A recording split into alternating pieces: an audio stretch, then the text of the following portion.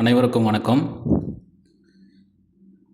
இப்போது அடுத்ததாக மீதி இருக்கிற ரிமைனிங் கொஷின்ஸ் எல்லாம் நம்ம தமிழ்நாடு முதலமைச்சருடைய திறனறி தேர்வு டிஎன்சிஎம் டிஎஸ்சி 2026 கேட்ட ஜனவரியில் நடந்த கணித வினாக்களுக்கான விடைகளை நம்ம டிஸ்கஸ் பண்ணிகிட்ருக்கோம்.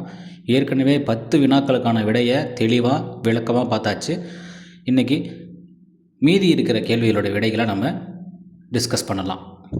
16வது கேள்வி பார்க்கலாம். லெட் 3 numbers 11வது கேள்வி பார்க்குறோம். Let 3 numbers be in AP if their sum is 30 and the sum of their cubes is 3060 then their product. இது நம்ம பார்த்திங்கன்னா ஏற்கனவே பள்ளி பாட புத்தகத்தில் பண்ணியிருக்கிற கான்செப்ட் பிரகாரம்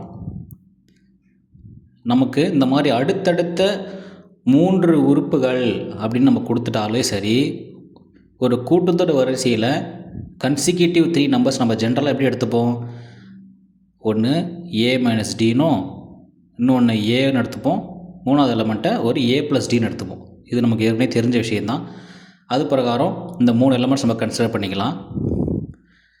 ஃபஸ்ட்டு ஸ்டேட்மெண்ட்டில் அவங்க என்ன கொடுத்துருக்காங்கன்னா, இவங்களுடைய சம் 30 சொன்னதால் இந்த ஏ மைனஸ் டி ஏ ப்ளஸ் டி இந்த மூணுத்தோட சம் வந்து 30 சொல்கிறாங்க. இதிலிருந்து இந்த மைனஸ் டிக்கும் இந்த ப்ளஸ் டிக்கும் கேன்சல் ஆகிடுது. ஏ ப்ளஸ் ஏ 3n கிடைக்கிது. 3a வேல்யூ 30னா ஏவோட வேல்யூ 10. ஃபஸ்ட்டு அவங்க கொடுத்ததுலேருந்து நம்ம என்ன கண்டுபிடிச்சிருக்கிறோம்? ஏ கண்டுபிடிச்சிட்டோம். இப்போ நெக்ஸ்ட்டு பார்த்தீங்கன்னா செகண்ட் ஸ்டேட்மெண்ட் சொல்கிறாங்க, சம் ஆஃப் தியர் க்யூப்ஸ், அந்த கணங்களுடைய கூடுதல் 3 0 6 0ன்னு சொல்கிறதால a minus D whole cube plus a cube plus a plus D whole cube இதெல்லாமே ஈக்குவல் டு 3060ன்னு சொல்கிறாங்க. இதை நம்ம வழக்கமாக சால்வ் பண்ணுறது தான். இதில் ஏவோட வேல்யூ நமக்கு 10ன்னு தெரியுது. இதை 10 ஏக்கு பதிலாக 10 அப்ளை பண்ணிட்டிங்கன்னா ஃபஸ்ட்டு ஸ்டெப்னா கிடைக்குது பாருங்கள். ஏ 10 போட்டுருவீங்க. அப்போது 10 minus D whole cube plus 10 cube plus 10 plus D whole cube. இதை நம்ம சால்வ் பண்ணுறதுக்கு நமக்கு ஒரு ஃபார்முலா இல்லை, 2 ஃபார்முலா தேவைப்படுது. ஏன்னா இங்கே மைனஸில் இருக்கிற ஃபார்முலாவும் தேவைப்படும், ப்ளஸில் இருக்கிற ஃபார்முலாவும் தேவைப்படுது. இந்த ஃபார்முலா நோட் பண்ணி வச்சுக்கிங்க. X plus y whole cube இருந்துச்சுன்னா x cube plus 3x² plus 3xy² plus y cube formula use பண்ணுவோம். இதுவே இங்கே கீழே மைனஸ் இருந்ததுன்னா என்ன வருன்ற ஃபார்முலா நான் ஒரே சிங்கிள் ஃபார்முலாவில் எழுதியிருக்கிறேன். இதை நோட் பண்ணி வச்சுக்கிங்க. இதோட எக்ஸ்பேன்ஷன் பிரகாரம் நம்ம இதை எக்ஸ்பேண்ட் பண்ணோம்னா நமக்கு ஒரு ஈக்குவேஷன் எப்படி கிடைக்குது பாருங்கள். 3000 plus 60d² is equal to 3060 கிடைக்கும். இது நீங்கள் சால்வ் பண்ணி பாருங்கள், கிடைக்கும். இந்த 3000 லெஃப்ட் ஹேண்ட் சைடில் இருந்து ரைட் ஹேண்ட் சைடு கொண்டு போனோம்னா இது கூட மைனஸில் வந்துடும். அப்போது 3060 3000 போயிடுச்சுன்னா மீதி 60. இந்த 60க்கு கேன்சல் பண்ணிடலாம். அப்போ d² இஸ் ஈக்குவல் டு 1 இருக்கும்போது d is equal to plus R minus 1. நம்ம ஏ 10ன்னு தெரிஞ்சிருக்கு. ஏ என்பது உங்களுக்கு தெரியும், நடுவில் இருக்கிற இந்த உறுப்பு தான் 10. அப்போது நடுவில் 10 வந்துடும். அந்த இது 10 கிடச்சிச்சுன்னா இது கூட ஒரு டியை சேர்த்தோம்னா அடுத்த நம்பர் கிடைக்கும். அந்த டியை மைனஸ் பண்ணிட்டோம்னாக்கா இங்கே கிடைக்கும். பொது வித்தியாசம் மைனஸ் பண்ணிங்கன்னா நம்பர் கிடைக்கும். அப்போ 3 உறுப்புகள் யார் நமக்கு தெரிஞ்சிடுச்சு. ஆனால் கேள்வி இது கிடையாது. என்ன கேட்குறாங்கன்னா, அந்த 3 உறுப்புகளுடைய ப்ராடக்ட் தான் கேட்டிருக்கிறாங்க. 3 உறுப்புகளின் பெருக்கல் தொடர் பெருக்குத்தொகை கேட்டிருக்கிறாங்க. அப்போ இந்த பெருக்குத்தொகைனா 3ஐயும் பெருக்குங்க. 9 10 90. 90 நீங்கள் 11ஆல் பெருக்கிறீங்கன்னா 990. இந்த ஆன்சர் கிடைக்கும். ஓகே, அடுத்த கொஷின் போயிடலாம்.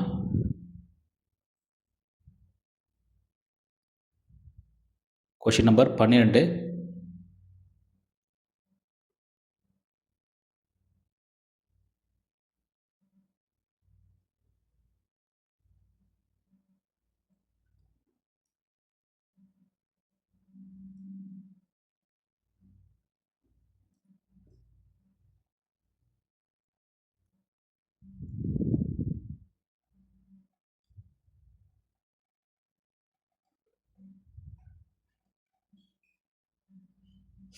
If the LCM of 2 coprime numbers, இது பாருங்கள் ரொம்ப சின்ன விஷயந்தான்.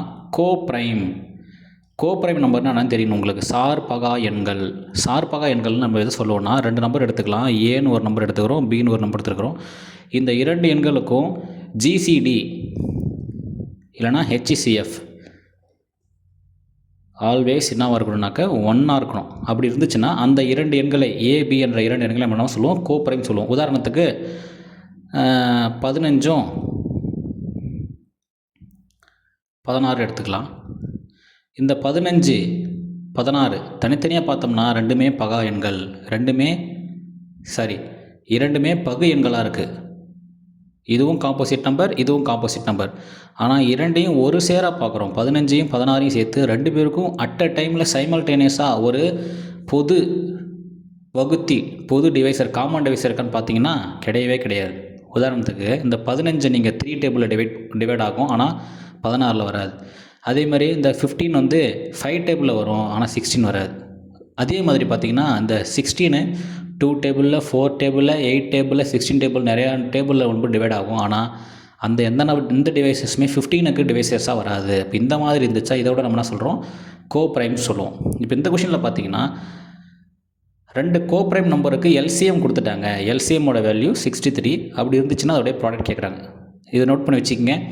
எப்பவுமே 2 எண்கள் மற்றும் அந்த 2 எண்களுக்கான எல்சிஎம் மற்றும் அந்த 2 எண்களுக்கான ஜிசிடி, எல்சிஎம், ஜிசிடி, அப்புறம் அந்த 2 நம்பரோடைய ப்ராடக்ட், இது எல்லாத்தையும் கனெக்ட் பண்ணுற ஒரு ரிலேஷன்ஷிப் இருக்குது. உங்களுக்கு தெரியும், product of 2 numbers is equal to LCM into GCD. 2 எண்களின் பெருக்கல் பலனானது அதன் மீசிமா மற்றும் மீப்போவிற்கு அதோடைய பெருக்கலுக்கு சமமாக இருக்குன்னு ஒரு ரிசல்ட் இருக்குது.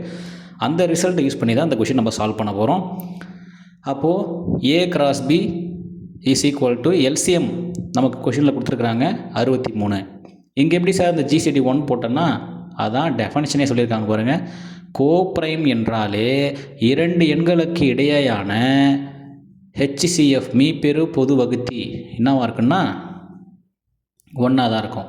அப்போ இதிலிருந்து 63 × 1 போட போகிறோம், 63. அப்போ டைரெக்டாக கிடைக்கிது. தெரிஞ்சுக்கங்க, இந்த கொஷினில் எந்த நம்பர் இருந்தார் 63க்கு பதிலாக வேறு எந்த நம்பர் கொடுத்துருந்தாலும் அதோடைய ப்ராடக்ட்டு அதே தான் வரும். ஏன் நாங்கள் கோப்ரைம் சொல்லிட்டதால் அதோடைய ஜிசிடி இல்லைனா ஹெச்சிசிஎஃப் ஆல்வேஸ் 1 இருக்கும். இதை நோட் பண்ணி வச்சுக்கோங்க. இந்த ரிசல்ட் தான் ரொம்ப முக்கியமானது.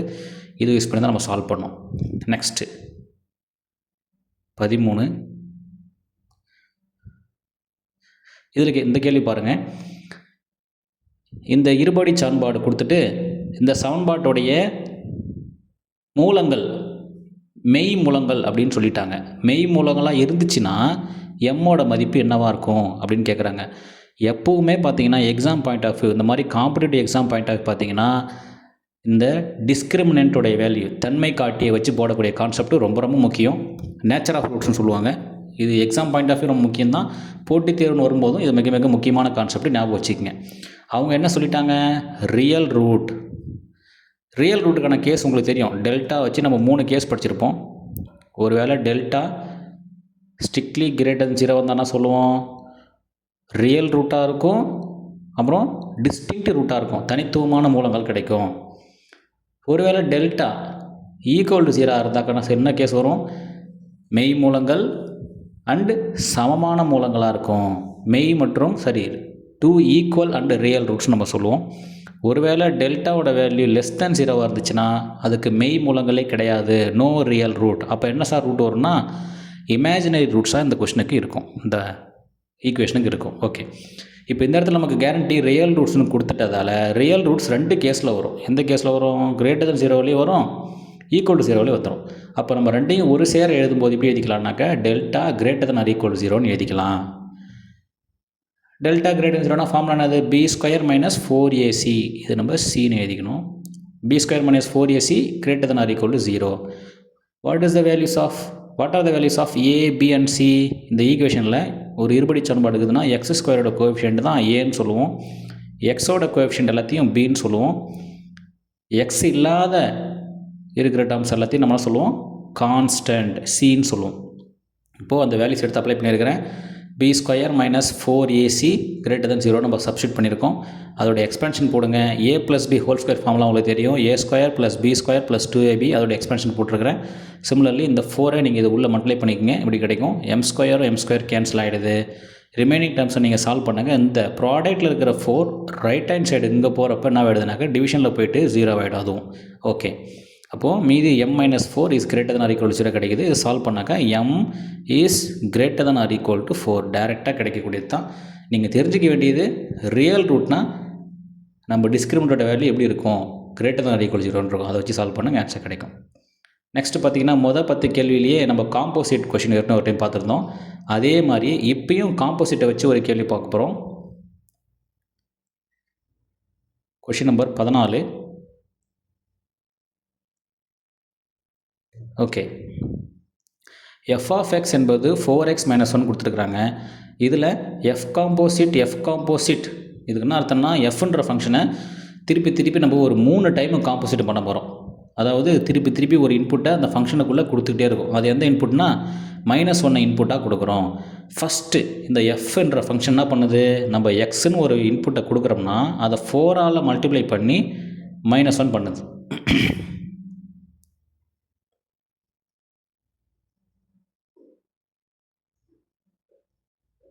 ஓகே, அப்போது ஃபஸ்ட்டு f of -1 இந்த ஃபங்க்ஷனில் கொண்டு போய் எக்ஸுக்கு பதிலாக -1 அப்ளை பண்ணுங்களேன். 4 × -1 அப்போது -4 கிடைக்குது. -4 -1 இதில் தான் என்ன கிடச்சிருக்கு, எனக்கு -5 கிடச்சிருக்கு.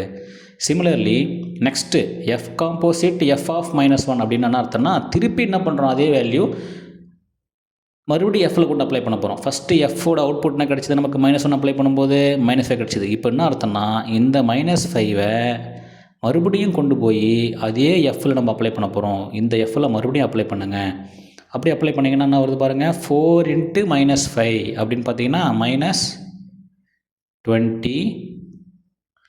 -1 -20 -1 உங்களுக்கு கிடைக்குதுன்னா -21. இப்போ அடுத்து என்ன பண்ணணும், உங்களுக்கு தெரிஞ்சது தான். அதே மாதிரி மூணாவது டைம் f காம்போசிட் fன்னு வரும்போது மறுபடியும் இந்த -21 கொண்டு போய் எக்ஸுக்கு பதிலாக f of xல சப்ஸ்டிட் பண்ணணும்.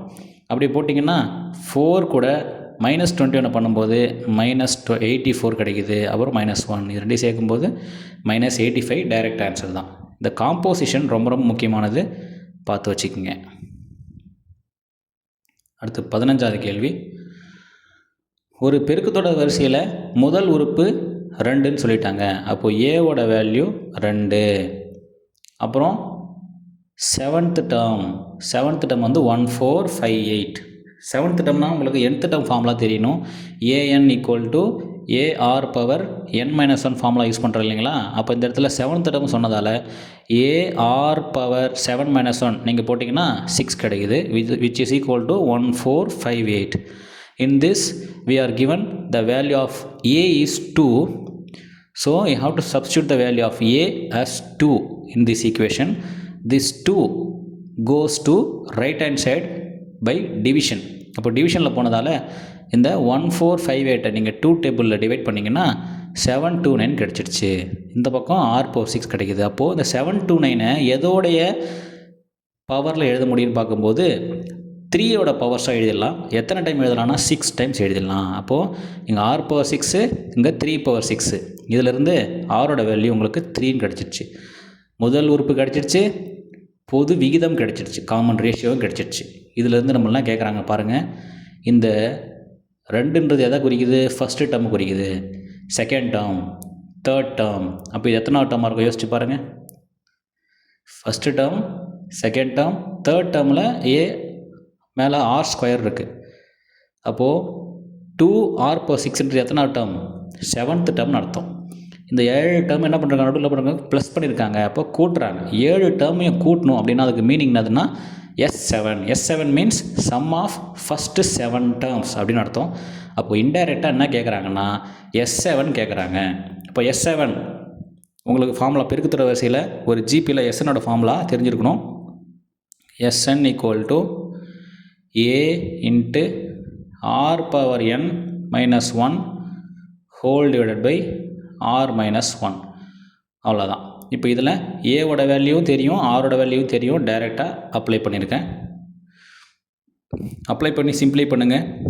இந்த 2க்கும் கீழே வர 3-1 வர 2க்கும் கேன்சல் ஆகிடுது. 3/7 நீங்கள் கண்டுபிடிச்சிங்கன்னா 2187. அதிலிருந்து 1 செப்பரேட் பண்ணிங்கன்னா 2186 டைரக்ட் ஆன்சர். ஓகே, அடுத்த கொஷின் பார்க்கலாம். இப்போ தான் டிஸ்கிரிமினண்ட்டை வச்சு தன்மை காட்டி வச்சு ஒரு ப்ராப்ளம் பார்த்தோம். மறுபடியும் பார்த்தீங்கன்னா அந்த 16வது கேள்வியில் அதே மாதிரி தன்மை காட்டி வச்சு ஒரு கேள்வி கேட்டிருக்கிறாங்க. இந்த கேள்வியை பார்க்கலாம்.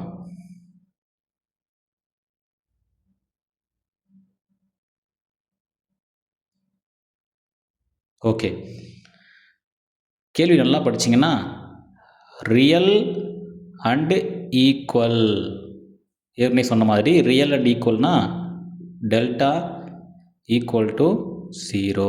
டெல்டா ஈக்குவல் டு 0னா b² - 4ac ஈக்குவல் டு 0. இதில் ஏவோட வேல்யூ பியோட வேல்யூ எதுன்னு தெரியுதா பாருங்கள். இது ஃபுல்லாக ஏ, இதிலிருந்து இது வரைக்கும் பி, இது ஃபுல்லாக சி. அப்போது just directly substituting the values of A and B also C எல்லாத்தையும் அப்ளை பண்ணியிருக்கேன். இதை நம்ம சிம்ப்ளை பண்ணலாம். இங்கே இந்த 4ம் ஃபஸ்ட்டில் இருக்கிற 4ம் நம்ம காமனாக எடுக்கும்போது அது ரைட் ஹேண்ட் சைடு போகிறப்ப அது 0 ஆகிடும், அதை விட்டுறலாம். மீதி இந்த ஃபஸ்ட்டு இருக்கிறத a - b² ஃபார்முலாவில் யூஸ் பண்ணுங்கள். இதை நம்ம டைரக்ட் மல்டிப்ளிகேஷன் பண்ணி சிம்ப்ளை பண்ணுங்கள். உங்களுக்கு கடைசியாக இந்த ஈக்குவேஷன் கிடைக்குது. இதை நான் ஒர்க் அவுட் பண்ணி தான் போட்டிருக்கேன். இதிலிருந்து பாருங்கள், எல்லா டேர்ம்லேயும் பாருங்கள், இந்த டேர்ம்லேயும் ஏ இருக்குது, இந்த டேர்மில் ஏ இருக்குது, இதுலேயும் ஏ இருக்குது, எல்லாத்துலேயும் ஒரு ஏ காமனாக எடுத்துடலாம். அந்த காமனாக எடுக்கிற ஏ ரைட் ஹேண்ட் சைடு போனால் அதுவும் 0 ஆகிடுது. மீதி ரிமைனிங் இருக்கிறது மட்டும் பார்த்தீங்கன்னா a³ + b³ + c³ - 3abc = 0. -3abc right hand side போச்சுன்னா +3abcன்னு ஆகிடுச்சு. ஓகே, இதுக்கடுத்து என்ன சார் பண்ணலாம் அப்படின்னு பார்த்தீங்கன்னா, கேள்வியில் நல்லா படித்து பாருங்கள். இவங்க 3 பேருடைய ப்ராடக்ட் ஏபிசியோட ப்ராடக்ட் வந்து -24 கொடுத்துட்டதால, அப்போ -24 நீங்கள் சப்ஸ்டியூட் பண்ணுறீங்க, -72 கிடைக்குது. யாரோட வேல்யூ -72? a³ + b³ + c³. அதுதான் நம்மளை கேட்டிருக்கிறாங்க. கொஸ்டினை படித்து பார்த்தீங்கன்னா சம் ஆஃப் த கியூப்ஸ் கேட்டிருக்கிறாங்க. அப்போ some of the கியூப்ஸ்னா a³ + b³ + c³ தான் கேட்டிருக்காங்க. அப்போ டைரக்ட் ஆன்சர் -72. அடுத்து கேள்வி நம்பர் 17. இது வந்து வேகம், நேரம், வேகம், தொலைவு, இது 3 பேருக்கும் உள்ள தொடர்பு ஒரு ஃபார்முலா இருக்குது, உங்களுக்கு தெரியும்னு நினைக்கிறேன். அது எந்த formula? Distance equal to speed into time. தொலைவு என்பது வேகம் மற்றும் நேரத்தின் பெருக்கல் பலன். இதெல்லாம் உங்களுக்கு ஃபிசிக்ஸில் இந்த ஃபார்முலா நீங்கள் படிச்சிருப்பீங்க. அந்த ஃபார்முலா யூஸ் பண்ணி தான் அந்த கொஸ்டின் நம்ம சால்வ் பண்ண போகிறோம். கேள்வியில் படித்து பார்த்தீங்கன்னா, ஒரு மகிழுந்தானது திட்டமிட்ட நேரத்தை விட 30 நிமிஷம் தாமதமாக போயிடுது. அப்போ லேட் ஆகுது. தாமதமாக புறப்பட்டது 150 கிலோமீட்டர் தொலைவில் உள்ள ஒரு இலக்கு. அப்போ நம்மளோட இலக்கு வந்து 150 கிலோமீட்டர் தொலைவு, நம்ம பயணம் செய்ய வேண்டிய தொலைவு வந்து 150 கிலோமீட்டர். ஓகே, அடுத்த கேள்வி படித்து பாருங்கள். தனது வழக்கமான வேகம் தான் சொல்கிறாங்க எக்ஸ் தான்ன்றது ஒரிஜினல் ஸ்பீடு. அப்புறம் என்ன பண்ணுறாங்க, அதை விட 25 கிலோமீட்டர் மணி வேகத்தை அதிகரிக்க வேணும். அப்போ இன்க்ரீஸ் பண்ண போகிறாங்க, அந்த ஸ்பீடை இன்க்ரீஸ் பண்ண போகிறாங்க. இன்க்ரீஸ் பண்ணாங்கன்னா அந்த எக்ஸோட வேல்யூ என்ன வரும்னு கேட்குறாங்க. இப்போ கேள்வி நல்லா படிச்சுக்கங்க. இந்த வித்தியாசம் கொடுத்துருக்காங்க பார்த்தீங்களா, இது எதை குறிக்குதுன்னா 30 மினிட்ஸ் டைமை குறிக்குது. அப்போது நார்மலாக போக வேண்டிய டைமுக்கும் லேட்டாக போக வேண்டிய டைமுக்கும் உள்ள வித்தியாசம் எவ்வளோன்னா 30 மினிட்ஸ். ஏன்னா அவங்க லேட்டாக ஸ்டார்ட் பண்ணதால். அப்போ அரை மணி நேரம் வித்தியாசம் இருக்க போகுது அப்படின்றது இங்கே டைமை தான் பற்றி பேசிகிட்டு இருக்கோம். அப்போ டைமுக்கு மாற்றிக்கலாம். டிஸ்டன்ஸ் ஃபார்முலா தான் நமக்கு தெரியும். அதில் வந்து டைமுக்கான ஃபார்முலா தெரிஞ்சதுன்னா டைம் = டிஸ்டன்ஸ் பை ஸ்பீடுன்னு நம்ம சொல்லிக்கலாம். ஃபஸ்ட்டு TU எதை குறிக்குதுன்னா யூஷுவல் டைம். யூஷுவல் டைம் பாருங்கள், நம்ம கடக்க வேண்டிய தொலைவு 150, அதனால் 150 போட்டுக்கிறோம். Divided by speed. யூஷுவலான ஸ்பீடு தான் சொல்லியிருக்காங்க. வழக்கமான வேகம் வந்து எக்ஸ்ன்னு சொன்னாங்க, அதனால் எக்ஸ்ன்னு போட்டுக்கிறோம். நெக்ஸ்ட்டு TL கண்டுபிடிக்கிறேன். TLனா லேட்டான டைம். யூனா யூஷுவல், எல்லுனா லேட்டு. இப்போ லேட் ஆனதுக்காக என்ன பண்ணுறாங்கன்னா அதே தொலைவு தான், ஆனால் ஸ்பீடை மட்டும் என்ன பண்ணுறாங்க, சேர்க்குறாங்க. எவ்வளோ சேர்த்துறாங்க? 25 அதிகமாக்குனாங்க. அதனால் x + 25. இப்போது இந்த லேட்டாக ஆரம்பித்த டைமுக்கும் யூஷுவலான டைமுக்கும் டிஃப்ரென்ஸ் வித்தியாசம் பார்த்திங்கன்னா 30 நிமிஷம்னு சொல்லியிருந்ததால் 30 நிமிடங்கள். இங்கே நிமிடங்கள் கொடுத்துருக்காங்க பாருங்கள், இங்கே கொடுத்துருக்கிறது நிமிடங்கள்.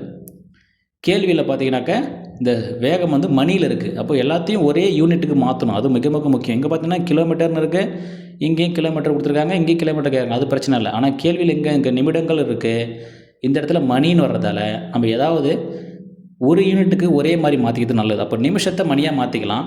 நிமிஷத்தை மணியாக மாற்றும்போது 30 நிமிஷம், 30 நிமிடத்தை எப்படி எழுதலாம்னாக்க 60 நிமிஷத்தில் 30 நிமிஷம் அப்படின்னு சொல்கிறது. அப்போது 30/60 இதை அடித்தோம்னாக்க 1/2 கிடைக்கும். அப்போது கடைசியாக இப்போ கிடைக்கிற ஈக்குவேஷன் என்ன இருக்குதுன்னா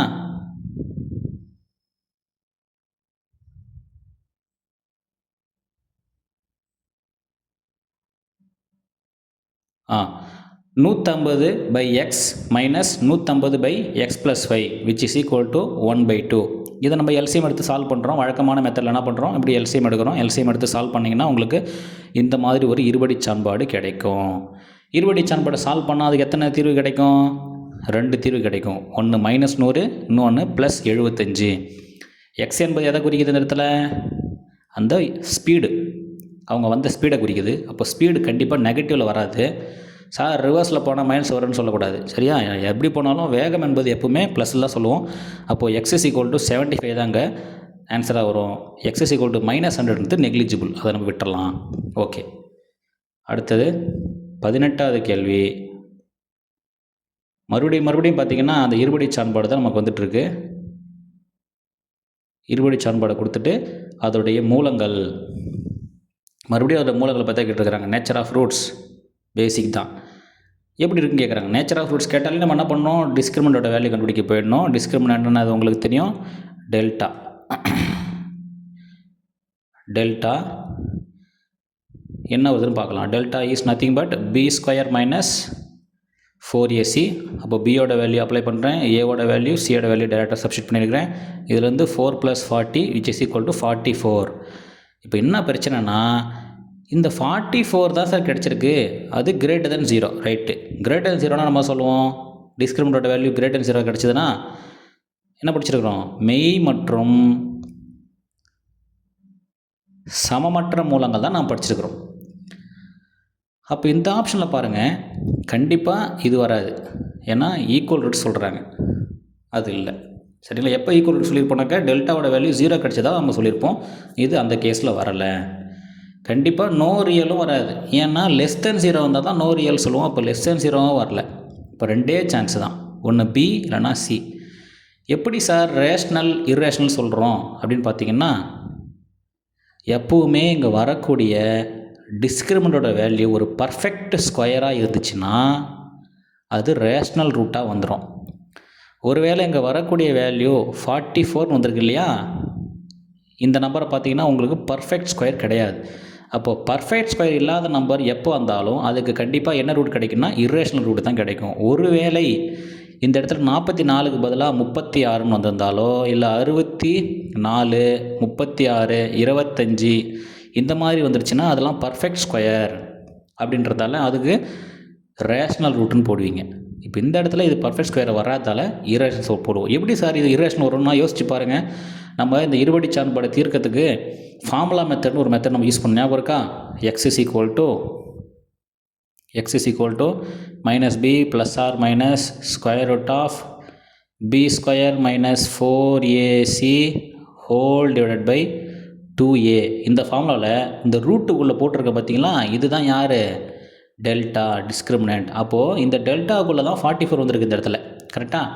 √44ன்னு இருக்குது. இந்த √44 வந்து பர்ஃபெக்ட் ஸ்கொயராக இல்லாததால் ரூட்டை விட்டு கம்ப்ளீட்டாக வெளியே வருமானா வராது.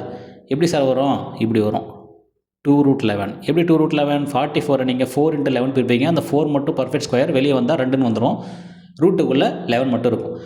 அப்போது √11 உங்களுக்கு தெரியும், இது வந்து ஒரு ஷேர்டு, இது வந்து வெளியே வந்து சிம்பிளிஃபை ஆகி வெளியே வராது. ஏன்னா ரூட்டுக்குள்ளே ப்ரைம் நம்பர்தால இது என்ன இருக்கும், இர்ரேஷ்னல் ஆகிடும்.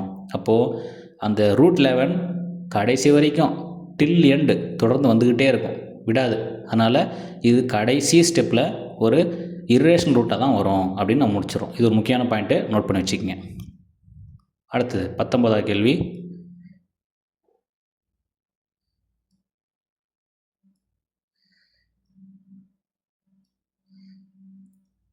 ஒரு சாய் சதுரத்தின் மூலைவிட்டங்கள் கொடுத்துருக்குறாங்க. சாய் சதுரம்னு உங்களுக்கு தெரியும், அதோடைய மூலைவிட்டங்கள் கண்டிப்பாக செங்கோணத்தில் வெட்டிக்கும், ரைட் ஆங்கிள் இருக்குன்னு சொல்லுவாங்க. இதுதான் ஒரு சாய் சதுரத்தோட மூலைவிட்டம்னு வச்சுக்கலாம். 24ன்னு சொன்னதால் இன்னொரு முக்கியமான ப்ராப்பர்ட்டி ஞாபகம் வச்சுக்கிங்க. சாய் சதுரத்தோட மூலைவிட்டங்கள் ஒன்றை பைசெக்ட் பண்ணிக்கும். பைசெக்ட்னா ரெண்டாக இரு சமபாகமாக வெட்டிக்கும். அதனால் ஒரு மூலைவிட்டம் 12 பிரிச்சுக்கலாம், இன்னொரு மூலைவிட்டம் 5 பிரிச்சுக்கலாம். நல்லா யோசிச்சு பாருங்கள், இது 12 இருக்குது, இது 5 இருக்குது. இது ஒரு செங்கோண முக்கோணத்தை அமைக்கும். ஏன்னா ரெண்டும் ரைட் ஆங்கிளில் வெட்டிக்கும். இந்த ப்ராப்பர்ட்டி ஞாபகம் வச்சுக்கோங்க. ராம்பஸோடைய டயகனல்ஸ் எப்பவுமே பர்பண்டிகுலராக பைசெக்டாக தன்னைத்தானே வெட்டிக்கும், 2 பேரும் மியூச்சுவலாக வெட்டிப்பாங்க. ஓகே, அப்போ இதிலிருந்து ஒரு ரைட் ஆங்கிள் ட்ரையாங்கிள் நம்மளுக்கு ஃபார்ம் ஆகிருக்கு. இந்த ஒரு பார்ட் மட்டும் பாருங்களேன். ஓகே, அப்போ இதுலேருந்து ரைட் ஆங்கிள் ட்ரையாங்கிளில் நம்ம டக்குன்னு ஞாபகம் வரக்கூடிய முதல்ல நம்மளுக்கு மனசில் வரக்கூடியது எதுன்னா பித்தாகரஸ் தியரம். பித்தாகரஸ் தியரத்தை நீங்கள் யூஸ் பண்ணி சால்வ் பண்ணிங்கன்னா இந்த ஹைபாட்டினியூஸோட வேல்யூ 13ன்னு கிடச்சிரும். நம்மளுக்கு இப்போ என்ன கேட்டிருக்கிறாங்க, சுற்றளவு கேட்குறாங்க. சுற்றளவு என்றாலே 4 பக்கத்தையும் கூட்டிக்கணும், சுற்றி வரணும், அதான் சுற்றளவு. அப்போது ஒரு பக்கம் 13 இருக்குது, இந்த 13 தான் இந்த பக்கமும் வந்திருக்கும், அதே 13 இங்கே, அதே 13 இங்கே. இப்போ மொத்தம் 4 13 எத்தனை வருதுன்னு பார்த்தீங்கன்னாக்கா 52 வருது. 52 சென்டிமீட்டர்னு குடிக்கணும். ஆக்சுவலாக அங்கே சென்டிமீட்டர் கொடுக்கல, ஆனால் 52 சென்டிமீட்டர் தான் போட்டால் ஆன்சர் கரெக்டு. அடுத்து 20வது கேள்வி. ஒரு வட்ட நாற்கரம் இருக்குது, சைக்ளிக் குவாடிலேட்டரல். இந்த கேள்வி உங்களுக்கு புக்கில் கிடையாது, இது தெரிஞ்சிங்க. 10ஆம் புத்தகத்துலையும் இது கிடையாது. 10ஆம் புத்தகத்தில் எப்படி இருக்குன்னா 4 புள்ளி கொடுத்துருப்பாங்க, 4 புள்ளிகள் கொடுத்துட்டு அதிலிருந்து நம்ம முக்கோணத்தை பரப்பளவு கேட்பாங்க. அதையும் நம்ம டைரெக்டாக போட முடியாது. என்ன பண்ணுவோம், அந்த நாற்கரத்தை நம்ம மூளை வட்டத்துலேருந்து ஒரு கனெக்ட் பண்ணி 2 முக்கோணமாக கன்சிடர் பண்ணிப்போம். முக்கோணம் 1, முக்கோணம் 2ன்னு எடுத்துப்போம். இந்த 2 முக்கோணத்துக்கும் நம்ம முக்கோணத்தை பரப்பளவு ஃபார்முலா யூஸ் பண்ணி போடுவோம். அப்படி இல்லையா, டைரெக்டாகவே நாற்கரத்துக்கு 4 புள்ளியும் வச்சு என்ன பண்ணலான்னாக்க அதுக்கு ஒரு ஃபார்முலா இருக்குது, அதை வச்சு நம்ம போடலாம். இங்கே ஆனால் புள்ளி கொடுக்கல, அதுக்கு பதிலாக என்ன கொடுத்துருக்காங்க, பக்கங்களை கொடுத்துருக்குறாங்க. இந்த மாதிரி பக்கங்களை கொடுத்துருந்தாக்க நாற்கரத்தின் பரப்பளவுக்கு எப்படி கண்டுபிடிக்கலாம்னா, அதுக்கு பிரம்மகுப்தா அப்படின்னு ஒரு மேத்தமேட்டிஷியன் அவர் கண்டுபிடிச்ச ஒரு ஃபார்முலா இருக்குது. பிரம்மகுப்தா ஃபார்முலா என்ன சொல்லுதுன்னா, இது எங்கேயோ பார்த்த மாதிரி இருக்குமே, எங்கே பார்த்துருக்கீங்க, கிட்டத்தட்ட ஹெரான்ஸ் ஃபார்முலா மாதிரி தெரியும். ஹெரான்ஸ் என்ன சொல்லியிருப்பாருன்னா, முக்கோணத்தில் பரப்பளவுக்கு ஃபார்முலா கொடுத்துருக்காரு. அதில் ஃபார்முலா என்ன இருக்கும், S × S - A S - B S - Cன்னு இருக்கும்.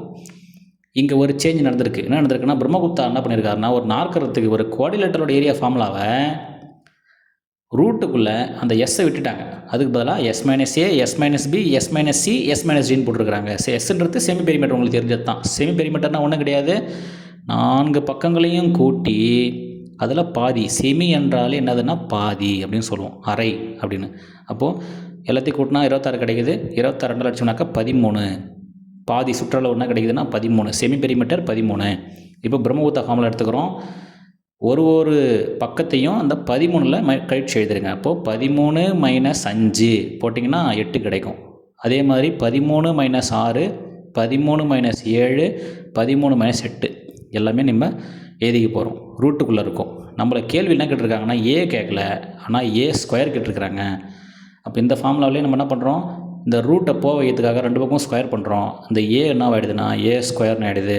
ரைட் ஹேண்ட் சைடு இருக்கிற ரூட்டு காணாமல் போயிடுது. இப்போது இந்த நம்பர்ஸ் எல்லாத்தையும் டைரக்ட் மல்டிப்ளை பண்ணுங்கள், உங்களுக்கு தேவையான ஆன்சர் கிடச்சிடும். அடுத்து 21. வயது கணக்கு ரொம்ப ரொம்ப ரொம்ப முக்கியங்க. எல்லா போட்டித் தேர்வுலையும் இந்த மாதிரி வயது கணக்கு கேட்குறாங்க. இந்த மாதிரி வயது கணக்கு கேட்டாலே எத்தனை கேரக்டர் வருதோ அந்த 2 கேரக்டர் கேட்ச் பண்ணுங்கள்.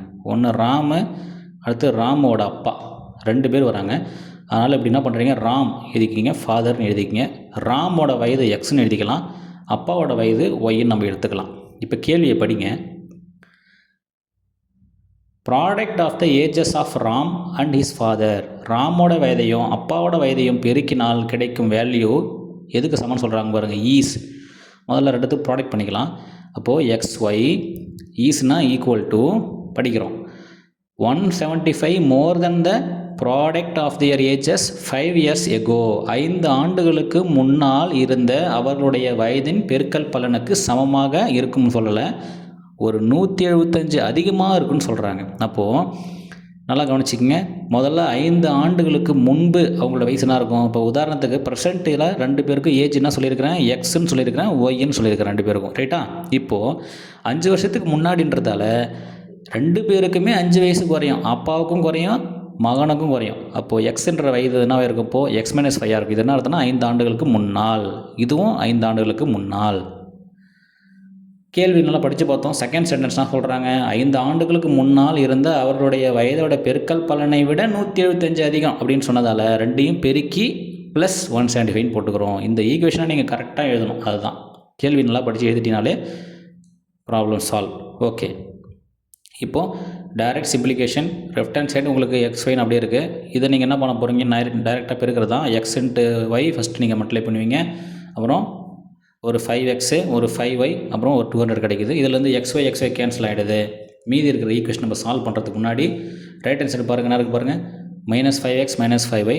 அதை ஒரே அடியாக LHS கொண்டு போனீங்கன்னா +5x +5y கிடைக்கும். 5 ரெண்டுத்துலேயும் காமனாக இருந்து இந்த பக்கம் வந்து அடிச்சிடுங்க.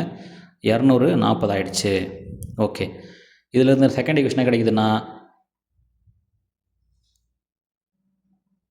ஒரே நிமிஷம்,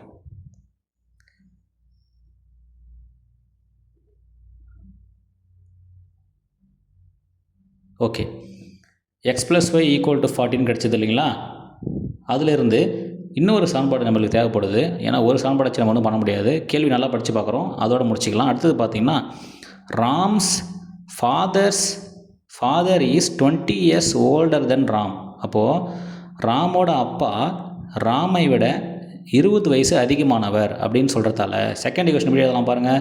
ராமோட அப்பா யார், அவரோட வயசு என்ன, ஒய்.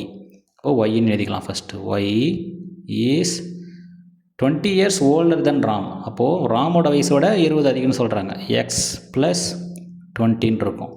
இதை நம்ம ஒரு சமன்பாடாக கொண்டு எழுதுறதுக்காக என்ன பண்ணுறேன், இந்த எக்ஸ் தானே கொண்டு தர்றேன். அப்போ -x + y = 20ன்னு இன்னொரு ஈக்குவேஷன் கிடைக்குது. அப்போ ஏற்கனவே நம்மகிட்ட இருந்தது ஒரு ஈக்குவேஷன், இப்போ கிடச்சது ஒரு ஈக்குவேஷன். நான் சொல்லியிருக்கேன் பார்த்தீங்களா, அந்த 2 ஈக்குவேஷன் கிடச்சிருக்கு. இது ஈக்குவேஷன் 1, இது ஈக்குவேஷன் 2. ரெண்டையும் நம்ம என்ன பண்ணுறோம், நீக்கல் முறையில் எலிமினேஷன் மெத்தடில் சால்வ் பண்ணலாம். எக்ஸ் கேன்சல் ஆகிடுது, 2y இந்த பக்கம் 60, இதில் வந்து y 30 கிடச்சிருச்சு. y 30 என்பதை இதில் அப்ளை பண்ணோம்னா y 13 போட்டிங்கன்னா எக்ஸோட என்ன கிடைக்குது, 10ன்னு கிடைக்குது. ஆனால் கேள்வி 2 பேர்த்தோட பர்சன்டேஜ் கேட்கல. கேள்வி நல்லா படித்து பார்த்தீங்கன்னா, okay, find their current age தான் கேட்டிருக்கிறாங்க. ஒருவேளை அவங்களுடைய ஏஜோடைய கூடுதல் எவ்வளோ இருக்குன்னு கேட்டிருந்தாங்கன்னா என்ன பண்ணணும், சப்போஸ் x + y வேல்யூ கேட்டிருந்தாங்கன்னா நம்ம ரெண்டையும் கூட்டிக்கணும். ஒருத்தருக்கு 10, ஒருத்தருக்கு 30ன்றதால ரெண்டையும் கூட்டினா 40. அப்படி கேட்கல. இதில் ஏதோ ஒரு கொஸ்டின் இதே மாதிரி கேட்டிருந்தாங்க, அதுக்காக நான் தேவை எக்ஸ்ட்ரா தான் சொல்கிறேன். இப்போதைக்கு 2 பேருடைய கரண்ட் ஏஜ் தான் கேட்குறாங்க. கரண்ட் ஏஜ்னு என்னது, எக்ஸும் ஒய்யும் தான். அப்போது நீங்கள் டைரெக்டாக எக்ஸோட வேல்யூ நீங்கள் சொன்னீங்கன்னா போதும். அடுத்து 22. மறுபடியும் பாருங்கள், நிறையா டைம் இந்த ரூட்ஸ் தான் திருப்பி அதே தான் வருது, ஒரே குவாட்ராட்டிக் ஈக்குவேஷன் தான். ஓகே, ஆனால் இங்கே வந்து sum of the roots, product of the roots அதெல்லாம் யூஸ் பண்ணி போடுற மாதிரி இருக்கும். அதை வச்சு ட்ரை பண்ணுவோம். இப்போ மூலங்கள் தான் அதுலேயே வந்து கொஞ்சம் அட்வான்ஸாக பார்க்குறோம். ஓகே, ஒரு இருபடி சான்பாடில் எத்தனை ரூட்ஸ் கிடைக்கும், நமக்கு 2 ரூட் கிடைக்கும். அதுதான் ஆல்ஃபா பீட்டா. ஓகேங்களா, அப்படி எடுத்துக்கலாம். இப்போது sum of the roots, product of the roots formula உங்களுக்கு தெரியணும். Sum of the roots alpha plus beta formula என்னன்னு பார்த்தீங்கன்னா -b/a. Product of the roots alpha பீட்டாவோட ஃபார்முலா பார்த்தீங்கன்னா c/a. இந்த ஏபிசிலாம் ஒன்றும் கிடையாது, உங்களுக்கு தெரிஞ்சது தான். The coefficients, x² coefficient a, எக்ஸோட கோஎஃபிஷியன்ட் b, கான்ஸ்டன்ட் வந்து c, அவ்வளோதான். அப்போ first sum of the roots போடுறேன். ஆல்ஃபா ப்ளஸ் பீட்டா = -4 கிடைக்குது. ப்ராடக்ட் ஆஃப் த ரூட்ஸ் என்ன கிடைக்குதுனாக்கா -2. இந்த ஃபார்முலா யூஸ் பண்ணி போட்டிருக்கிறேன். ஓகே, நம்மளுக்கு என்ன கேட்குறாங்க, alpha power 4 plus beta power 4 கேட்குறதால டைரெக்டாக நம்ம பவர் 4க்கு ரைஸ் பண்ண முடியாது. அப்போது கிராஜுவலாக ஸ்டெப் பை ஸ்டெப் போகலாம். ஃபஸ்ட்டு a² + b², இதுக்கு ஒரு ஃபார்முலா இருக்குது. இந்த ஃபார்முலா நோட் பண்ணி வச்சுக்கோங்க. இந்த ஃபார்முலா தான் நம்ம யூஸ் பண்ண போகிறோம். இதே நம்ம 2 டைம் யூஸ் பண்ணும்போதே நம்ம டைரெக்டாக நம்மளுடைய டார்கெட்டை அச்சீவ் பண்ணிடலாம். அப்போ α² + β² = α + β the whole square minus 2α β. இது வந்து ஒரு முக்கியமான ரிசல்ட். இது ஃபார்முலா ஈஸியாக ப்ரூவ் பண்ணிடலாம். இது உங்கள் புக்கில் இருக்குது, இந்த ஃபார்முலா நோட் பண்ணிக்கோங்க.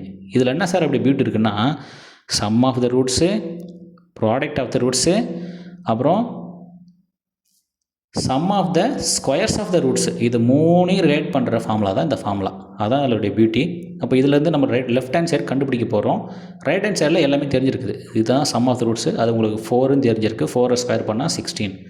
ஆல்ஃபா பீட்டாவோட வேல்யூ -12 தெரியுது. அதை நீங்கள் -2 கூட பண்ணும்போது +24. அப்போது 40 கிடைக்கிது. 40ன்றது யாருன்னா sum of the squares of the roots. Okay, நம்ம ரீச் பண்ணலை. இன்னும் ஆல்ஃபா பவர் 4 போகணும், ப்ளஸ் பீட்டா பவர் 4 கேட்குறாங்க. அப்போது என்ன பண்ணுறோம், அகெயின் ஒன் மோர் டைம் இதே மாதிரி இந்த ஃபார்முலா செகண்ட் டைம் யூஸ் பண்ண போகிறோம். அப்போது alpha power 4 plus beta power 4 இதில் யூஸ் பண்ணுறேன். அப்போது α² ப்ளஸ் β² ஹோல் ஸ்கொயர் சேம் இந்த ஃபார்முலாவே தான். ஆல்ஃபாக்கு பீட்டாக்கு பதிலாக இப்போது α² β² நம்ம யூஸ் பண்ணுற மாதிரி தான். ஓகேங்களா, ஓகே நெக்ஸ்ட். இப்போ இந்த ஃபார்முலாவில் இதோட வேல்யூ தெரியும். இப்போ தான் கண்டுபிடிச்சிருக்கேன். எங்கே கண்டுபிடிச்சிருக்கேன், 40ன்றது யூஸ் பண்ண போகிறோம். 40 ஸ்கொயர் பண்ணிங்கனாக்கா 1600. Next -2 into alpha square beta square. இந்த ஆல்ஃபா ஸ்கொயர் பீட்டா ஸ்கொயர் ஒன்றும் இல்லை, ஆல்ஃபா பீட்டாவுக்கு ஹோல் ஸ்கொயர் போட்டுக்கலாம். ஆல்ஃபா பீட்டா நமக்கு தெரியுமா? என்ன தெரியும்? 12ன்னு தெரியும். அதை ஸ்கொயர் பண்ணோம்னாக்க ஒரு 144. இது பேசிக் சிம்பிளிஃபிகேஷன். உங்களுக்கு 1312 கிடைக்குது. ஓகே, நெக்ஸ்ட் அடுத்த கொஸ்டின் பார்க்கலாம். 23. இது ரிமைண்டர் தியரம். ஒரு பல்லுறுப்புக்கோவையை இன்னும் ஒரு இந்த மாதிரி சின்ன ஒரு பல்லுறுப்புக்கோவையால் டிவைட் பண்ணும்போது ரிமைண்டர் என்ன சொல்கிறாங்க? 4ன்னு சொல்கிறாங்க. இப்போ சிம்பிளாக என்ன சொல்ல வராங்கன்னா, இந்த x-2 அப்படின்றது ஒரு ஃபேக்டர். இதுலேருந்து ரூட்டை கண்டுபிடிக்கலாம். x-2 = 0ன்னு போட்டால் ரூட் கிடச்சிடும். அப்போ x = 2. எக்ஸின் மதிப்பு 2 என்பதை இந்த பல்லுறுப்புக்கோவையில் கொண்டு போய் நம்ம சப்ஸ்டிட் பண்ணிக்கலாம். சப்ஸ்டிட் பண்ணும்போது ரிமைண்டர் எதை சொல்கிறாங்களோ அதை =4 எழுதிக்கு, ரிமைண்டர் போட்டு எழுதிக்கித்தான், அவ்வளோதான். அப்போது டைரெக்டாக நான் எக்ஸுக்கு பதிலாக 2 அப்ளை பண்ணி எழுதியிருக்கிறேன். இந்த லைன் வந்துடும். இதிலேருந்து பேசிக் சிம்பிளிஃபிகேஷன் சால்வ் பண்ணோம்னா கேவோட வேல்யூ -26. 24.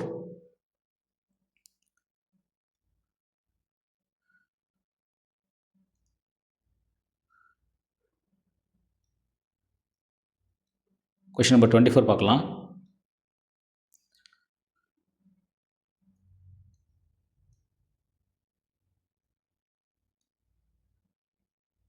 என்ன சொல்கிறாங்கன்னா, இந்த ஈக்குவேஷனுக்கு நோ ரியல் ரூட் சொல்லிட்டாங்க. எத்தனை டைம் வருது பாருங்கள், திருப்பி இதே மாதிரி கொஸ்டின்ஸ் தான் நிறைய டைம் வந்துட்டுருக்கு. நோ ரியல் ரூட் சொல்லியிருக்காங்க. அதனால் டிஸ்கிரிமினன்ட் <0 போட போகிறீங்க. b² - 4ac <0 போடுவீங்க. எல்லா வேல்யூ டைரெக்டாக அப்ளை பண்ணியிருக்கிறேன். அப்ளை பண்ணிவிட்டு சிம்பிளை பண்ணுங்கள். உங்களுக்கு இந்த ஸ்டெப் வரைக்கும் வந்துடும். இதில் ஒரு முக்கியமான கவனிக்க வேண்டிய விஷயம் இருக்குது, இதை கவனிச்சிக்கங்க. இதை நம்ம நார்மலாக சால்வ் பண்ணுறோம். ஃபஸ்ட்டு இதிலிருந்து இந்த 4 கேன்சல் ஆகிடுச்சு. k² - 8k0 இந்த ஸ்டெப் வரைக்கும் உங்களுக்கு புரிஞ்சிருக்கும். இதிலிருந்து கேவை காமனாக எடுக்கும்போது k × k - 8 < 0. இதிலேருந்து என்ன சொல்லலாம்னா, முதல்ல நம்ம இந்த < சிம்பிளை மறந்துடுங்க. இப்போதைக்கு ஈக்குவல்ட்டுக்கு ஞாபகம் வச்சுக்கலாம். அப்போ இதிலேருந்து நான் சால்வ் பண்ணும்போது என்ன கிடைக்குதுன்னா, ஒரு k = 0ன்னு ஒன்று கிடைக்குது. இன்னொன்று என்ன கிடைக்குதுன்னா k = 8ன்னு கிடைக்குது. ஒரு நம்பர் லைன் வரைஞ்சிக்கிறோம். இந்த நம்பர் லைனில் இந்த 2 ரூட்டு 0வையும் 8ஐயும் நம்ம மார்க் பண்ணிக்கிறோம். இது மொத்தம் 3 இன்டர்வலாக பிரிக்கலாம். Interval 1, interval 2, interval 3. இந்த 3 இன்டர்வலில் யார் இதுக்கு சொல்யூஷனாக இருப்பாங்க அப்படின்னு பார்க்கலாம். அதாவது இந்த இன்டர்வல்லேருந்து ஒரு வேல்யூ நான் எடுத்துகிட்டு போயிட்டு இந்த ஈக்குவேஷனில் அப்ளை பண்ணுவேன். அப்படி சப்ஸ்டிட் பண்ணும்போது எனக்கு <0 வந்ததுன்னா அவங்க தான் அந்த இன்டர்வல், கரெக்டான இன்டர்வல் அவங்க தான்.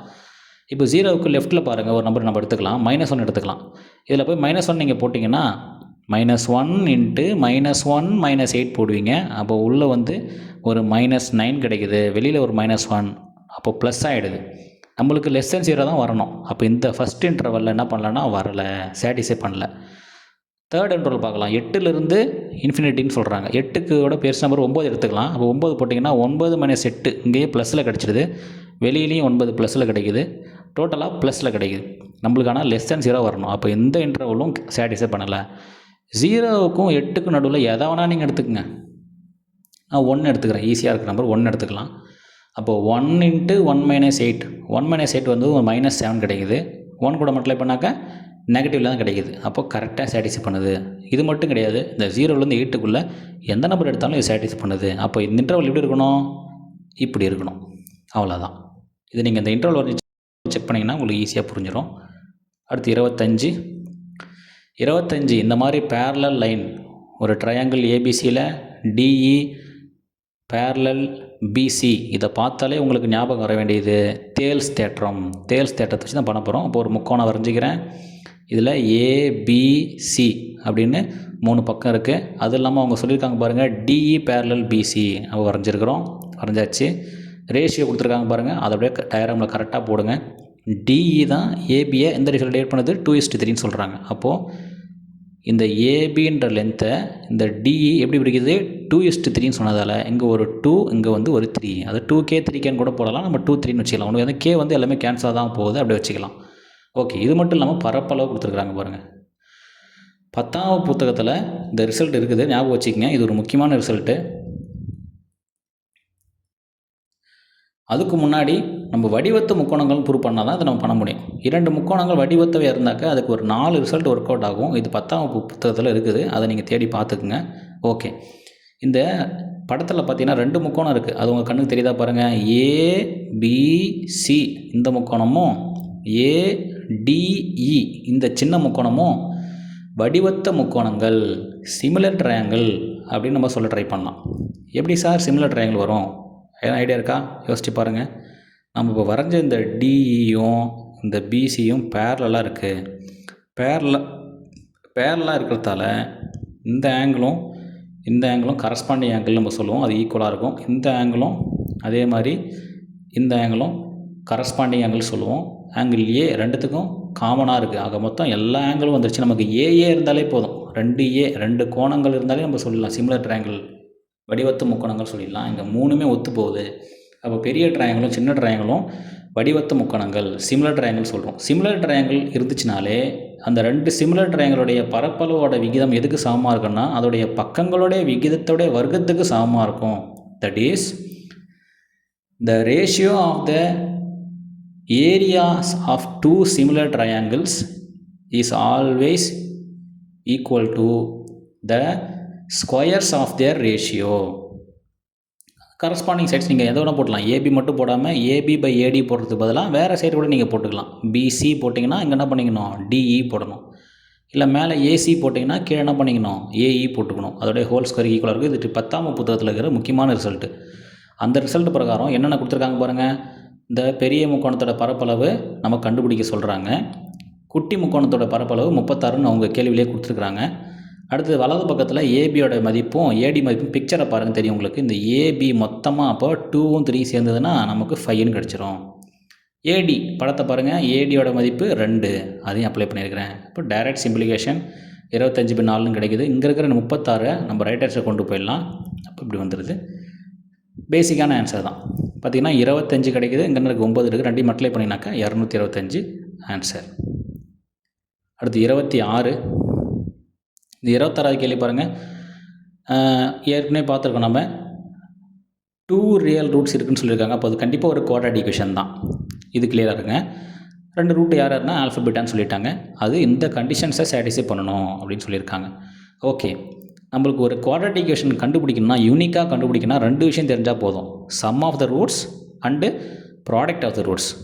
இங்கே நமக்கு ப்ராடக்ட் ஆஃப் த ரூட்ஸ் கொடுத்துட்டாங்க, மூலங்களின் பெருக்கல் கொடுத்துட்டாங்க. இன்னும் நம்ம கண்டுபிடிக்க வேண்டியது மூலங்களின் கூடுதல் மட்டும் இருந்துச்சுன்னா, மூலங்களின் கூடுதல் மூலங்களின் பெருக்கல் இதை 2 வச்சு எப்போவுமே ஒரு யூனிக்கான தனித்துவமான ஒரு இருபடி சான்பாடை நம்மளால் கண்டுபிடிக்க முடியும். அதை கண்டுபிடிக்க தான் நம்ம ட்ரை பண்ண போகிறோம். அப்போது நம்மளுடைய வேலை சம் ஆஃப் த ரூட்ஸ், மூலங்களின் கூடுதல் கண்டுபிடிக்கணும். இந்த ஃபார்முலா பாருங்கள், இப்போ தான் கொஞ்சம் நேரத்துக்கு முன்னாடி பார்த்தோம். அந்த ஃபார்முலா பிரகாரம் இது யூஸ் பண்ணிக்கிறோம். இது உங்களுக்கு புத்தகத்தில் இருக்குது. இதை யூஸ் பண்ணும்போது இதிலிருந்து நம்ம என்ன கண்டுபிடிக்க முடியும் பாருங்கள்.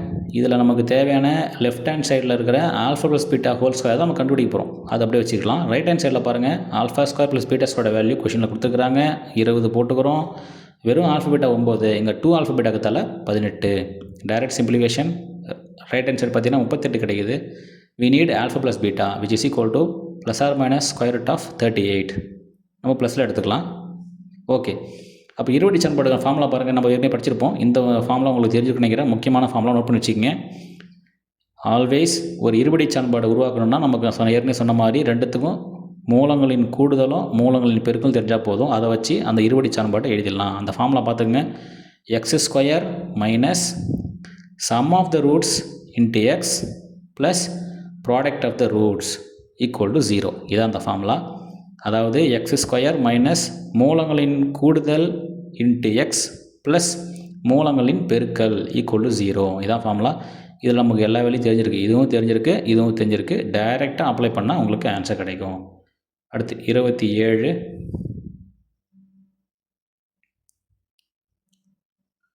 இந்த படத்தை பாருங்கள். இந்த படத்தில் அவங்க கொடுத்துருக்கிறது இது 13ன்னு கொடுத்துட்டாங்க, இது 5ன்னு கொடுத்துட்டாங்க. இந்த ஏபியை நம்ம கண்டுபிடிக்கணும். கண்டிப்பாக எப்போவுமே இந்த ஏவில் ஒரு ரைட் ஆங்கிள் உருவாகும் நமக்கு தியரம் இருக்குது. இது 10ஆம் புத்தகத்தில் ரிசல்ட்டாக கொடுத்துருக்குறாங்க. எப்போவுமே ஒரு டேஞ்சன்ட் வட்டத்துக்கு மேலே ஒரு தொடுகோடு இருந்துச்சுன்னா அந்த தொடுகோட்டுக்கும் இந்த வட்டத்தோட ஆரத்துக்கும் இடையே உள்ள அமைந்த கோணம் கண்டிப்பாக ரைட் ஆங்கிளாக இருக்கும். இது வந்து தியரமாக கொடுத்துருக்காங்க உங்கள் புக்கில். அப்போது ரைட் ஆங்கிள் வந்துடும். ரைட் ஆங்கிள்னாலே நமக்கு பித்தாகரஸ் ஹெல்ப் பண்ணுவார். அப்போ பித்தாகரஸ் தியரத்தை யூஸ் பண்ணி இங்கே 5 இங்கே 13 இருக்கிறதால இந்த அனதர் சைடு ஏபியை நம்ம என்ன பண்ணிடலாம், 12ன்னு கண்டுபிடிச்சிடலாம். அதுக்கடுத்து என்ன கேட்குறாங்க பாருங்கள், மொத்தத்தில் இந்த ஏரியா ஆஃப் குவாட்ரிலேட்டரல் OAPBக்கு ஏரியா கேட்குறாங்க. மேலே இருக்கிற ஏபிஓவும் கீழே இருக்கிற ஓபிபியும் கண்டிப்பாக they are equal in area. இன்னும் சொல்லப்போனால் ரெண்டு பேருமே காங்கிரூவன்ட் ட்ரையாங்கிளாக இருப்பாங்க. மேலே என்ன இருக்கோ அதே தான் கீழே இருக்கும். அப்போது ஃபஸ்ட்டு மேலே இருக்கிறதுக்கு ஏரியா போட்டோம்னாக்க அதை ரெண்டால் பிரிக்கிட்டால் போதும். மேலே இருக்கிறது ஒரு செங்கோண முக்கோணம் அப்படின்றதால செங்கோண முக்கோணத்தின் பரப்பளவோட formula ½ into base into h. Base 5 இருக்குது, ஹெச் 12 இருக்குது. அதுதான் எழுதியிருக்கிறேன். ஏன் சார் இங்கே 2 போட்டோன்னா 2 முக்கோணம் இருக்குது இல்லையா, மேலே ஒரு முக்கோணம் கீழே ஒரு முக்கோணம். அந்த 2 முக்கோணமும் சேர்ந்தால் தான் என்னது இந்த நாற்கரம் குவாட்ரிலேட்டரல். அதனால் அப்படி போட்டிருக்கிறோம். டைரக்ட் சிம்பிளிஃபிகேஷன், இந்த 2க்கும் வெளியில் இருக்கிற 2க்கும் கேன்சல் ஆகிடுது. 12 5 60 சதுர அலகுகள் சென்டிமீட்டர் ஸ்கொயர். அது கேள்வியிலே கொடுத்துருக்குறாங்க. அடுத்தது 28, ரொம்ப ரொம்ப முக்கியமான கான்செப்ட்டு, தொடர்ந்து கேட்டுட்ருக்காங்க. இதை வரையறுக்கப்படவில்லை, எந்த மதிப்புக்கு இந்த ஃபங்க்ஷன் வந்து வரையறுக்கப்படாததுன்னு கேட்டிருக்கிறாங்க. ஆக்சுவலாக இது எப்படி போடணுன்னா, மேலே இருக்கிற இருபடை சமன்பாட்டை காரணிப்படுத்தி ஃபேக்டர்ஸாக எழுதணும். எத்தனை ஃபேக்டர்ஸ் வரும்னா 2 ஃபேக்டர்ஸ் வரும். கீழே இருக்கிற இந்த முப்படி சமன்பாடு கியூபிக் பாலினாமியலை நீங்கள் ஃபேக்டரைஸ் பண்ணால் 3 ஃபேக்டர்ஸ் கிடச்சிருக்கும். மேலேயும் கீழே ஏதாவது கேன்சல் ஆகுதான்னு பார்த்துட்டு கேன்சல் பண்ணிவிட்டு மீதி டினாமினேட்டரில் எது இதெல்லாம் இருக்கோ அதெல்லாம் ஈக்குவல் டு 0க்கு சால்வ் பண்ணோம்னா கிடைக்கிற நம்பர்ஸ் தான் நமக்கு எக்ஸ்க்ளூடட் வேல்யூ அப்படின்னு நம்ம சொல்லுவோம். எக்ஸ்க்ளூடட் வேல்யூன்னு படிச்சுப்பீங்க, 10ஆம் புத்தகத்தில் இருக்குது. அதான் பண்ண கேட்குறாங்க, அன்டிஃபைன் கேட்குறாங்க. எப்போ ஒரு ஃபங்க்ஷன் அன்டிஃபைன்ட் ஆகுதோ அந்த வேல்யூஸ் ஆஃப் எக்ஸ் தான் நம்மளாம் சொல்லுவோம்னாக்க எக்ஸ்க்ளூடட் வேல்யூன்னு நம்ம சொல்லுவோம். அதுதான் இப்போ வேறு மாதிரி கேட்டிருக்காங்க, அன்டிஃபைன்ட் எப்போ ஆகுன்னு கேட்குறாங்க. இப்போ ரொம்ப சிம்பிள், இந்த டினாமினேட்டரில் ஆப்ஷன்ஸில் இருந்து எடுத்துகிட்டு போய் என்ன பண்ணுறீங்க, இதை சப்ஸ்டிட் பண்ணி பார்க்குறீங்க. அப்போ எப்போ 0 ஆகுதோ டினாமினேட்டர், அப்போ இந்த ஃபங்க்ஷன் என்ன ஆகும்னா அன்டிஃபைன்ட் ஆகிடும். உங்களுக்கு இது புரியணுன்னா சொல்கிறேன். ஒரு பில்டிங் எடுத்துக்கலாம். அந்த பில்டிங் எப்போ நல்லா டிஃபைண்டாக வெல் டிஃபைண்டாக இருக்கணும்னா பில்டிங்கோட பேஸ்மெண்ட்டு கண்டிப்பாக என்ன இருக்கணும், இங்கே பேஸ்மெண்ட்டு ஸ்ட்ராங்காக இருந்தால் தான் பில்டிங் என்ன பண்ணும், மேலே தாங்கும். பேஸ்மெண்ட்டே இல்லை 0 ஆகிடுச்சுன்னா இந்த ஃபங்க்ஷனே என்ன பண்ணணும், கொலாப்ஸ் ஆகிடும், அன்டிஃபைன்ட் ஆகிடும். என்னன்னே சொல்ல முடியாது, ஃபங்க்ஷனே இருக்காது அந்த இடத்துல, சின்ன பண்ணாமல் ஆகிடும். அப்படி தான் சொல்லலாம். அப்போது இந்த டினாமினேட்டர் எப்போ 0 ஆகுதோ அதான் நமக்கு ட்ரபிள் கொடுக்குற இடம். அதை மட்டும் நம்ம ரிமூவ் பண்ணிவிடும்னு சொல்லி நம்ம 10th புக்கில் படிச்சிருக்கிறோம். அதே மாதிரி தான் இங்கே கேட்டிருக்கிறாங்க. அப்போது ஒரு ஆப்ஷன் எப்படி போகலான்னாக்கா, ஒரு வேல்யூஸாக எடுத்து போய் இதில் சப்ஸ்டிட் பண்ணி 0 ஆச்சுன்னா அதெல்லாம் என்ன சொல்லுவோம், நம்ம அன்டிஃபைன்டு வருதுன்னு சொல்கிறோம். அப்போது இந்த ஏ ஆப்ஷன் எடுத்து நம்ம -2 அப்ளை பண்ணுங்கள், 3 அப்ளை பண்ணுங்கள், 4 அப்ளை பண்ணுங்கள், எல்லாமே 0s வரதால அதுதான் ஆன்சராக இருக்கும். அது ஒரு வழி இருக்குது. அப்படி இல்லையா, இன்னும் ஒரு ஷார்ட்கட் இருக்குது. என்ன சார் ஷார்ட்கட்டு அப்படின்னு பார்த்தீங்கன்னா, இந்த டினாமினேட்டருக்கு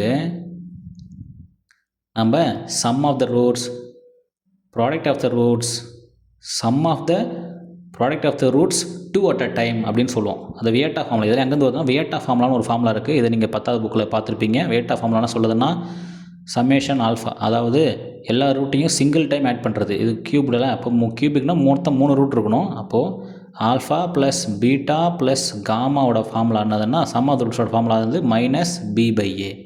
அடுத்த வியட்டா ஃபார்முலா சொல்லுவதுமா alpha beta plus beta gamma plus gamma alpha. இதுக்குன்னா ஒரு ஃபார்முலா மேலே மைனஸ் போட்டோமா இப்போ ப்ளஸ்ஸாக வரும். அப்போ c/a. இதே மாதிரி 3 ரூட்டையும் ஒரே டைம் எடுத்துக்கணும். Alpha beta gamma. இதுக்கு மறுபடியும் மேலே ஃபஸ்ட்டு மைனஸ் போட்டோம், ப்ளஸ் போட்டோம், இப்போ மறுபடியும் மைனஸ் வரும், -d/a. இந்த மொதல் ஃபார்முலாவையும் 3வது ஃபார்முலா மட்டும் எடுத்துக்கலாம்.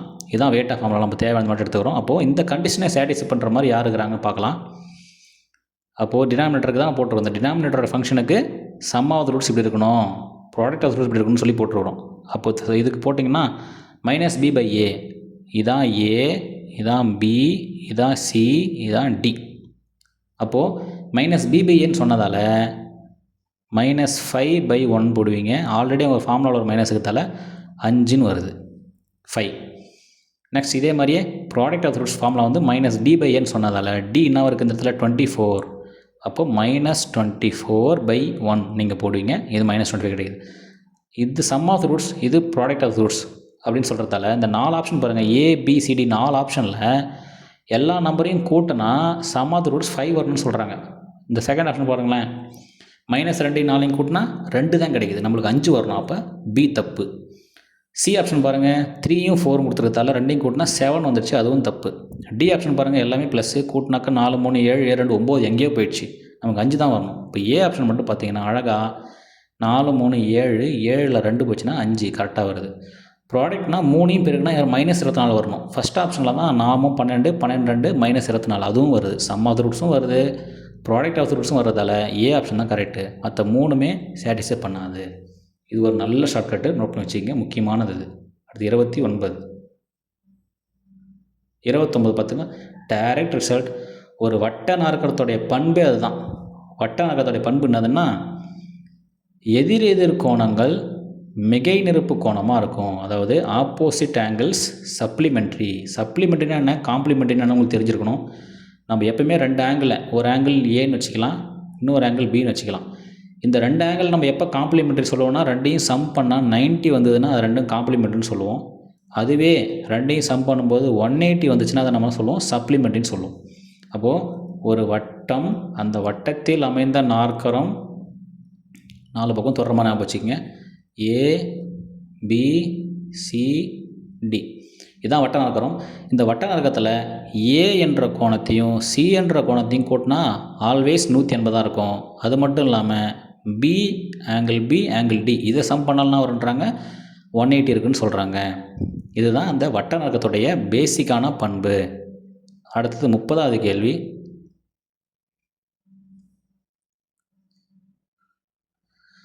இந்த 30வது கேள்வி என்ன சொல்கிறாங்க பார்க்கலாம். ஒரு வட்ட நாற்கரம் இருக்குது, மறுபடியும் வட்ட நாற்கரம் தான் வருது. மேலே பார்த்த மாதிரி வட்ட நாற்கரம், இங்கேயும் இப்போ கீழே வட்ட நாற்கரம் தான் பார்க்குறோம்.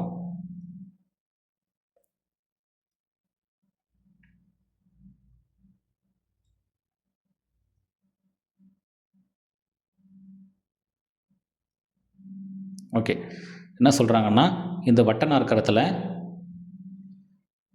ஏவும் சியும் இணைக்கிற அந்த மூலை வட்டம் வந்து என்ன சொல்லியிருக்காங்கன்னா 10ன்னு சொல்லியிருக்காங்க. ஓகே, இங்கே கேள்வி படிச்சுட்டு அங்கே போயிடலாம். இதுதான் கேள்வி, நல்லா படித்து பார்த்துக்குங்க. அந்த சைக்ளிக் கோஆர்டினேட்டரில் 2 சைடு என்ன இருக்குதுன்னா ஒன்று 8, இன்னொன்று சொல்கிறாங்க 6ன்னு சொல்கிறாங்க. Meet it's vertex at right angle. 2 முக்கியமான விஷயம். 2 எப்படி மீட் பண்ணிக்கிறாங்க, ரைட் ஆங்கிளில் மீட் பண்ணிக்கிறாங்க, செங்கோணம். இந்த 8 சென்டிமீட்டரும் 6 சென்டிமீட்டர் எப்படின்னா அடுத்தடுத்த 2 பக்கங்கள் சொல்கிறாங்க. பக்கத்தில் இருக்கணும், அவங்க ரெண்டும் அதே மாதிரி செங்கோணத்தில் சந்திக்கணும். இந்த 2 விஷயம் சொல்லியிருக்காங்க. அது மட்டும் இல்லாமல் கடைசி என்ன கேட்குறாங்க பாருங்கள். Then the area of the portion inscribed in the circle after the area of the coordinator being removed. இந்த வட்ட நாற்கரத்தை ரிமூவ் பண்ண பிறகு நமக்கு மீதி என்ன ஏரியா கிடைக்கும் அப்படின்னு கேட்டிருக்கிறாங்க.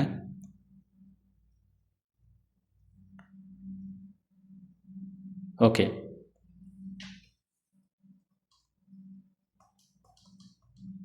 இந்த படத்தை நல்லா பாருங்கள், உங்களுக்கு கிளியராக இருக்குன்னு நினைக்கிறேன்.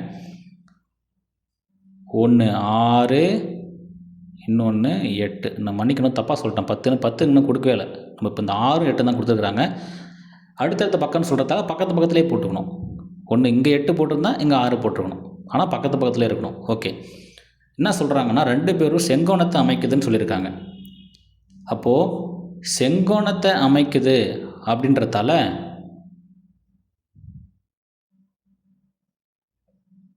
நம்ம பித்தாகரஸ் தியரத்தை யூஸ் பண்ண போகிறோம்.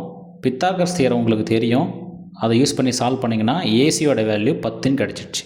டயகனல் இது ஒரு செங்கோண முக்கோணமாக இருக்கிறதால, வட்ட நாற்கரமாக இருக்கிறதால கண்டிப்பாக இந்த ஏசி என்பது என்னவாக இருக்குன்னா ஒரு டயாமீட்டராக தான் இருக்கும். இது டயாமீட்டர் என்பதால் நமக்கு ரேடியஸ்னா சொல்ல, இதுலேருந்து ரேடியஸ்னால் கிடச்சிக்க நமக்கு 5 வரும், டயாமீட்டர் 10. சரி, இப்போ நம்மளுக்கு தேவையானது என்னன்னு மட்டும் பார்த்துருவோம். இந்த வட்ட நாற்கரத்தில் இந்த நாற்கரத்தை மட்டும் ரிமூவ் பண்ணிவிட்டு மீதி நான் ஷேட் பண்ணியிருக்கேன் பார்த்தீங்களா, அந்த பிக்சரை பாருங்கள். இந்த ஷேட் பண்ணிக்கிற இடத்துக்கெல்லாம் நம்ம என்ன கேட்குறாங்கன்னா ஏரியா கேட்குறாங்க. அப்போ எப்படி சார் போடணும் அப்படின்னா மொத்தம் அந்த வட்டத்தோட பரப்பளவு கண்டுபிடிச்சி அதில் இந்த உள்ளே இருக்கிற கோஆர்டினேட்டர் ஏரியா மைனஸ் பண்ணாக்க நமக்கு ஆன்சர் கிடச்சிடும். அப்போ டேரெக்டாக என்ன பண்ணலான்னா இதில் 2 செங்கோணம் முக்கோணம் இருக்குது, உங்களுக்கு கண்ணுக்கு தெரியுதா பாருங்கள். ஏபிசி ஒரு செங்கோணம், அதே மாதிரி தான் மேலே இருக்கிறது இருக்கும். அப்போ ஏற்கனவே நம்ம போட்ட மாதிரி ஆஃப் பிஹெச் போட்டுக்கலாம். அது ரெண்டுமே காங்கிரூண்ட்டாக இருக்கிறதால 2 டைம்ஸ் நான் போட்டுக்கிறோம். அப்போ இந்த ஸ்டெப்பில் இருந்து நான் என்ன பண்ண போகிறேன், இதை சால்வ் பண்ண போகிறேன். 2 2 கேன்சல் ஆகிடுது, 6 8 48. ஓகே, அப்போது வட்டத்தில் இருந்து நம்ம கழிக்க போகிற வேல்யூ என்னது 48 தெரிஞ்சு போச்சு. வட்டத்தோட பரப்பளவு உங்களுக்கு தெரியும் பையார் ஸ்கொயர் 22/7. ஆரோட வேல்யூ உங்களுக்கு தெரியும். ஆர் என்ன சொன்ன அந்த இடத்துல 5ன்னு சொன்னோம் இல்லையா, அப்போது 25 ஸ்கொயர் பண்ணுறதால ஓகேவா. -48 நார்மலாக பண்ணுறது தான். பேசிக்காக மைனஸ் பண்ணியிருக்கீங்க, பை 7 பண்ணியிருக்கீங்க. கடைசி என்ன கிடைக்குது நமக்கு 214/7 நீள்வகுத்தல் முறையில் போடுறீங்க. கோஷன்ட் 30 வருது, ரிமைண்டர் 4 வருது. அப்போ இதிலேருந்து ஒரு மிக்ஸ்டு ஃப்ராக்ஷனாக நம்ம எழுத தெரிஞ்சிருக்கணும். மிக்ஸ்டு ஃப்ராக்ஷன் எப்படி வரும், இந்த 30 இங்கே வந்துடும், 7 கீழே போயிடும், இந்த 4 மேலே வந்துடும். அப்போ மிக்ஸ்டு ஃப்ராக்ஷன் எழுதினாக்கா இந்த ஆன்சர் கிடைக்கும். இது வரைக்கும் 30 கேள்வி நம்ம டிஸ்கஸ் பண்ணியிருக்கோம்.